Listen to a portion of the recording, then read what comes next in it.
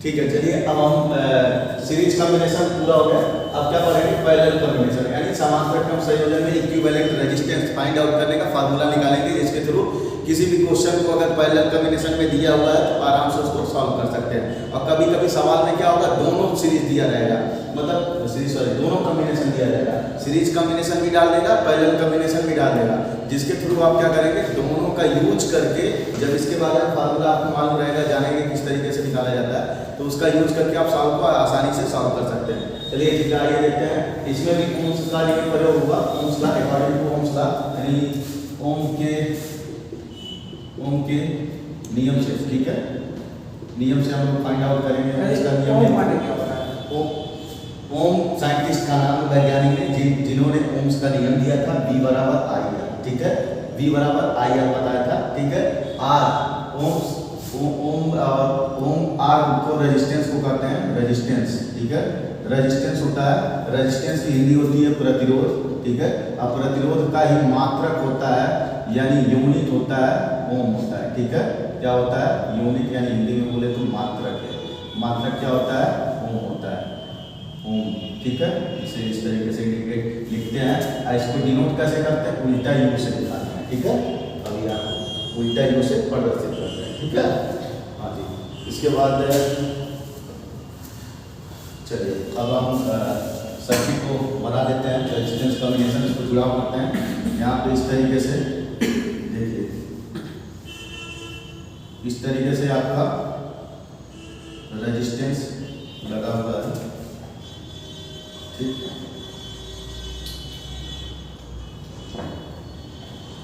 ये मान लेते हैं आपका, ठीक, ये आपका।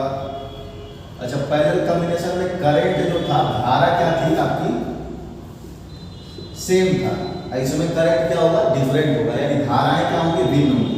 यहाँ से अगर करंट I एम्पियर जा रहा है, फ्लो हो रहा है, तो प्रत्येक में रेजिस्टेंस में, यानी सर्किट में देखें, इसमें I1 हो जाएगा, इसमें I2 हो जाएगा, इसमें I3 फ्लो होगा, तो इसमें IN जाएगा। कौन सा जाएगा? IN जाएगा। अगर इसको R1 रेजिस्टेंस है, इस पर R2 है, R3 है, ये RN, ठीक है। तो जो यहाँ पे I1, I2, ये I3 होगा और ये IN। अब फिर क्या मिलेगा आपको? टोटल I ही मिलेगा। क्या मिलेगा? करंट I ही मिलेगा, ठीक है। करंट क्या मिलेगा? I मिलेगा पूरी तरीके से, ठीक। उसके बाद उसमें सीरीज कॉम्बिनेशन में, यानी श्रेणी क्रम संयोजन में आपकी धाराएं क्या थी, यानी इलेक्ट्रिक करंट क्या था? सेम था। इसमें सेम नहीं होगा, इलेक्ट्रिक करंट सेम नहीं होगा। क्या सेम होगा? पैरेलल कॉम्बिनेशन में, समांतर संयोजन में क्या सेम होगा? वोल्ट सेम होगा, यानी वोल्टता सेम होगी हिंदी में बोले तो। इसमें वोल्ट, यानी इसका भी V वोल्ट सब में क्या होगा? वोल्ट समान होगा, ठीक है, यानी इक्वल होगा। इन पैरेलल कॉम्बिनेशन वोल्ट्स क्या होगा आपका? वोल्ट्स यानी क्या होगा? समान होगा,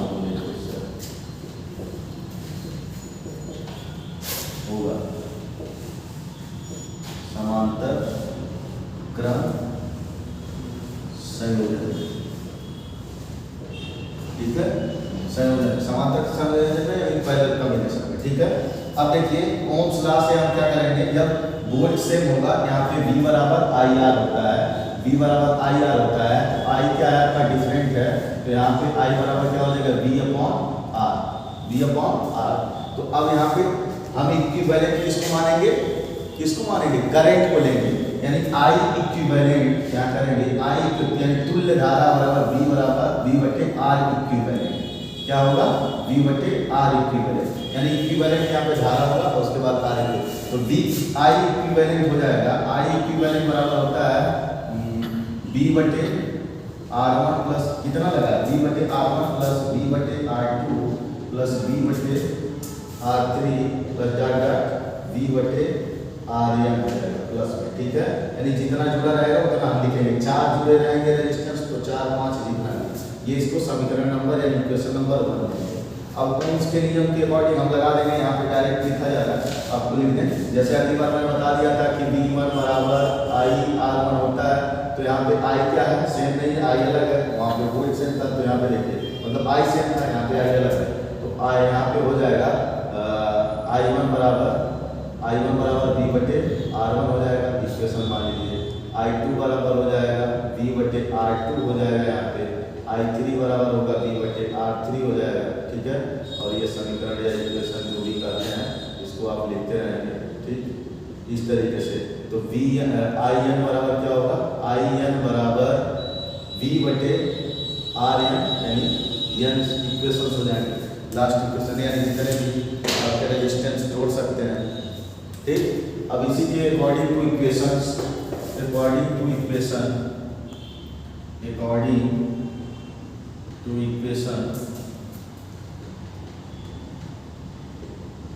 ठीक है, यानी समीकरण से क्या लिखेंगे हिंदी में, इक्वेशन को समीकरण ए पहला, दूसरा, तीसरा, ठीक है, एंड यानी इक्वेशन है। इसमें पुटअप करें, मतलब इक्विवेलेंट रेजिस्टेंस बराबर, आप देख सकते हैं इक्विवेलेंट रेजिस्टेंस बराबर होगा, यहाँ पे दिया हुआ है V की वैल्यू क्या रखेंगे, V/, इक्विवेलेंट रेजिस्टेंस की जगह पहले लिखेंगे V/, ओम्स लॉ के बराबर R इक्विवेलेंट रेजिस्टेंस बराबर ये हो जाएगा VR1 plus V/R2 plus V/R3 plus dot dot V/RN, ये होगा, ठीक है, RN। अब क्या करेंगे, अब देखिए सब में कॉमन है तो V कॉमन ले लेंगे, R इक्विवेलेंट कॉमन होगा, V कॉमन ले लेंगे तो 1/R1 plus 1/R2 plus 1/R3 plus dot dot plus 1/RN, ठीक है। अब V से V कैंसिल हो जाएगा, 1/R इक्विवेलेंट बराबर 1/R1 plus 1/R2 plus dot dot 1/RN, ये हो जाएगा। यहाँ से आप क्या कर सकते हैं, इक्विवेलेंट रेजिस्टेंस फाइंड आउट करते हैं, इक्विवेलेंट रेजिस्टेंस फाइंड आउट कर सकते हैं। कैसे करेंगे, क्योंकि ये देखिए आप किसमें फ्रैक्शन में है, मतलब भिन्न में है, तो 1/R इक्विवेलेंट बराबर 1/R1 प्लस 1/R2, जितने रेजिस्टेंस देंगे सबको भिन्न में ऐसे करके जोड़ लेंगे पैरेलल कॉम्बिनेशन में, ठीक है। पैरेलल कॉम्बिनेशन में भिन्न में यानी बटे में करके हम क्या करेंगे, सबको ऐड कर लेंगे और सबका एलसीएम वगैरह लेके सब इक्विवेलेंट रेजिस्टेंस फाइंड आउट कर लेंगे, ठीक है। 1/R3 कहाँ है, क्या हुआ, हाँ नहीं वो लिखा गया डॉट डॉट कर दिया RN तक में, 1/R3 भी आएगा, 1/R4 भी आएगा, इस तरह n की वैल्यू मान सकते हैं, n की मान नहीं सकते, n की वैल्यू जहाँ होता है 1 2 3 4, तो 1 2 3 4 तक जहाँ तक दिया रहेगा वहाँ तक n लिखेंगे लास्ट में। ये जनरल फार्मूला मैंने बताया इक्विवेलेंट रेजिस्टेंस ज्ञात करने का, फाइंड आउट करने का।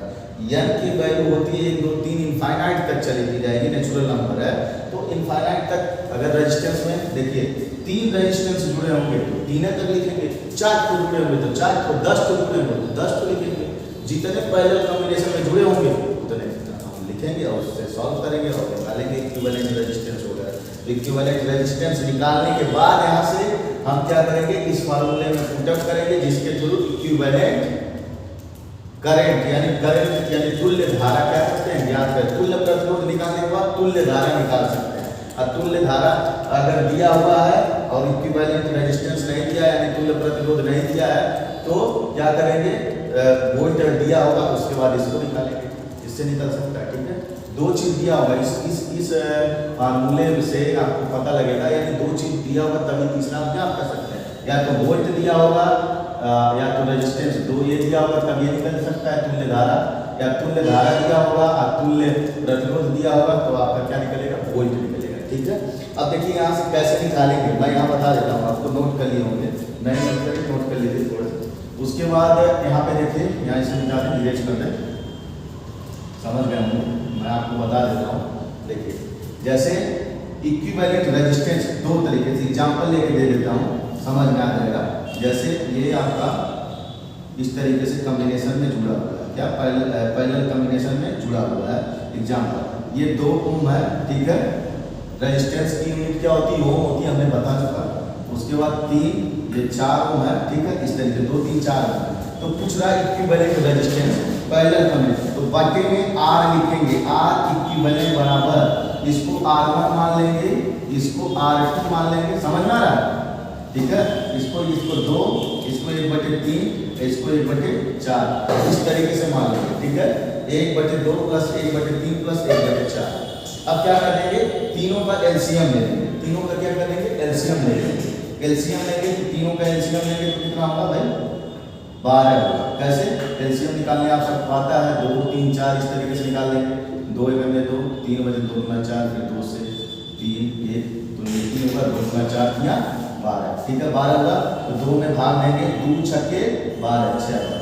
6 का गुना 1 करेंगे, 6 करने 6 यानी 6 1 6।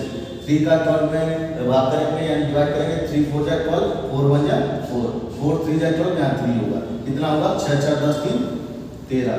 कितना होगा 13/12, 13/12। 1/R इक्विवेलेंट रेजिस्टेंस से इतना हो गया। तो आपका सीधे तौर पे यहाँ पे देखेंगे 1/R इक्विवेलेंट रेजिस्टेंस ये दे रहा है 13/12।